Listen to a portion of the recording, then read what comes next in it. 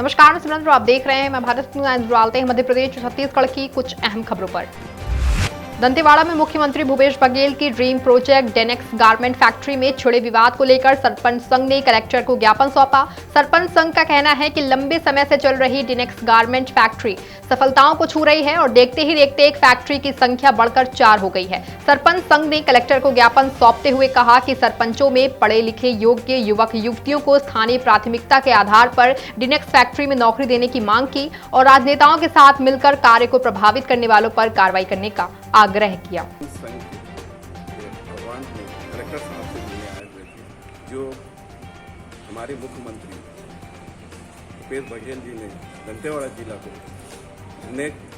Danex factory जो लगाई है वो उनका ग्रीन प्रोजेक्ट है।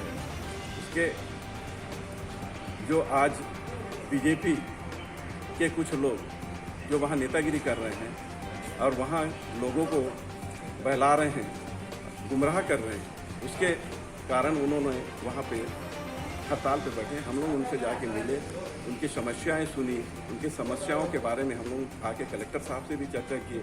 कलेक्टर साहब ने भी उसमें सहमति दे दी कि हाँ ठीक है, इनका जो मानदेय बढ़ना चाहिए, जो सरकारी रेट है उस हिसाब से मिलना चाहिए। अपना सैलरी के ही बारे में है सर, सैलरी के बारे में ही है। अपन को सैलरी मतलब बढ़ना चाहिए ये करके, कि ये भी नहीं पता है हमको रोज ही मिल रहा है कि क्या है, रोजी के हिसाब से भी दे रहे हैं कि क्या है, 6,500 रुपये मिल रहा है, तो हमको बढ़ना चाहिए।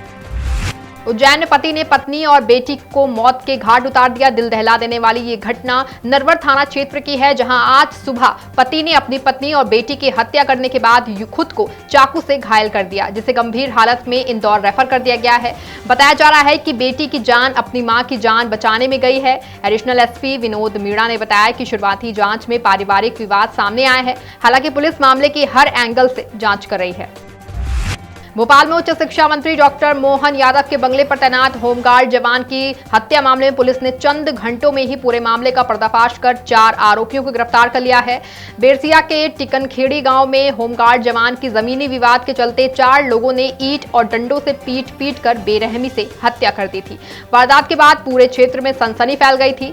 मामले को गंभीरता को देखते हुए एसपी देहात ने बेरसिया थाना प्रभारी गिरीश त्रिपाठी के साथ दबिश देकर 4 आरोपियों को गिरफ्तार कर लिया। गिरफ्त में आए आरोपी 2 सगे भाई और 2 उनके सहयोगी हैं। वहीं हत्या की वजह जमीन विवाद बताई जा रही है। कभी उज्जैन शहर की शान समझे जाने वाले विनोद मिल को बंद हुए एक लंबा अरसा बीत चुका है, जिसमें काम करने वाले 4,300 से ज्यादा मजदूर अपना बकाया भुगतान लेने के लिए सालों से संघर्ष कर रहे थे, जिसमें से ज्यादातर मजदूरों की मौत हो चुकी है। उज्जैन मिल मजदूर संघ के प्रयासों से श्रमिकों को उनका बकाया भुगतान मिल रहा है। वहीं परिसमापन कार्यालय द्वारा 12वीं सूची जारी कर दी गई है, जिसमें 471 मृतक एवं जीवित श्रमिकों के नाम शामिल हैं, जिन्हें 11 करोड़ से अधिक राशि का भुगतान किया जाना है। श्रम शिविर कार्यालय में 12वीं सूची चस्पा कर दी गई है, जिसमें कि अपना नाम देखने के लिए बड़ी संख्या में श्रमिक कार्यालय पहुंचे। 100 कुछ श्रमिकों का भुगतान होने जा रहा है, जिसमें आज 471 श्रमिक की लिस्ट जारी हुई है, मृतक और जीवित की 11 करोड़ कुछ की है ना, और 51 करोड़ के लगभग भुगतान मजदूरों का हो गया है। और शेष जो मजदूर बचे हैं उनसे उज्जैन मिल मजदूर संघ और वस्त्र उद्योग श्रमिक संघ उनसे अनुरोध करता है कि वो भ्रामक प्रचार से सावधान रहें, अति शीघ्र आकर वे अपने फार्म भरें, ताकि उनका भी भुगतान विनोद मिल के श्रमिकों को और उनके परिवार को मिल सके।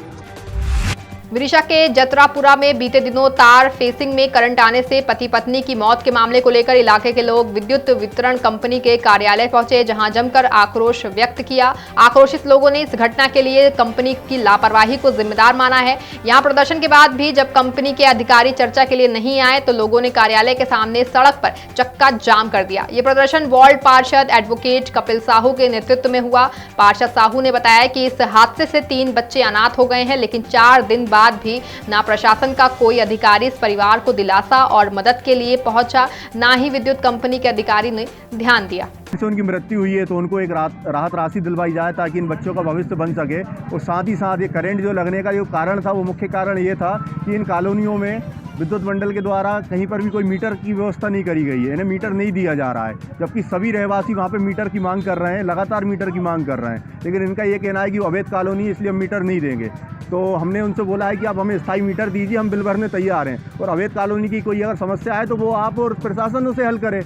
तो ऐसी हमें आश्वासन यहाँ से मिला है कि 3 दिन में हम इसका एस्टीमेट वो हमें बनाकर देंगे, और एस्टीमेट को पास करवाने के लिए नगर पालिका में भी मैं पूरा प्रयास करूँगा, और साथ ही साथ उस एस्टीमेट को लेकर हम कलेक्टर महोदय के पास भी जाएंगे, ताकि फंडिंग में अगर कहीं से कोई समस्या आती है तो पूरा हो सके।